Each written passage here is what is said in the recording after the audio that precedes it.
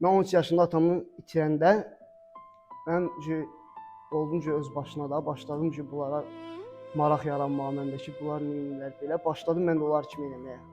Başladım avarçılıq eləməyə, evə gec gəlməklə, içki içməyə. İçki içəndə onu bildim ki, elə bir dənə kluba düşmüşdüm ki, orada yüngül çəkirdilər nə işə. Mən orada özümü saxlaya bilmədim. Başladım mən də nə işə çəkməyə. Həm elə dərman ata təzədən oturdum mala. Yəni bundan qabaq yəni mən oğurluq nə idi, yalan danışmaq nə idi, məndə elə şeylər yoxdur. Yəni məhəllədə mən keçəndə hamı deyir ki, çox ağıllı uşaqdır, zat. Amma mən narkomançılığı yaşayandan sonra kimsə mənə görəndə qapısını bağlayırdı.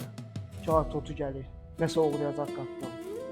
Halbuki məndə elə şeylər yoxdur. Yəni hamısına mən evin saqqalı rəhmətə gedəndən sonra bunlar məndə baş verdi. Başladım mən yaxşı insanlara olmayaraq qoşuldum, başladım ona qoşul avaraçılıq, buna qoşul avaraçılıq.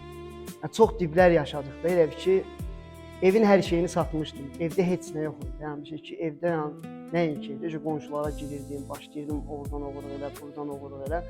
Yəni narkotika verirlər. Nə yox ki, mən bir dənə narkotikamı canımın ağzı keçsin. Bir müddət elə sürdü, yəni gördüm ki, evdə də heç nə yox satmağa da, yəni pis vəziyyətdədir. Biraz mama aşağıda uzaqlaşdı məndən. 5 il mən anamsız qaldım, heç çöllərdə də, yəni. Öz başıma böyüdüm. Mən bir dənə tutqu ilə günümü yola verirdim. Və yaxud da 2 dənə tutqu alırdım, 2 gün yola verirdim. Amma gedib marşı 500-600 manat pul qazanırdım, değil mi? Onun hamısını qoydum narkotikaya. Bilirdim ki, mən narkotikdə yeməyim də oldu, içməyim də oldu. Mən həmin anda düşünmürdüm. Elə bir müddət keçdi üstündən, xeylim davam elədi.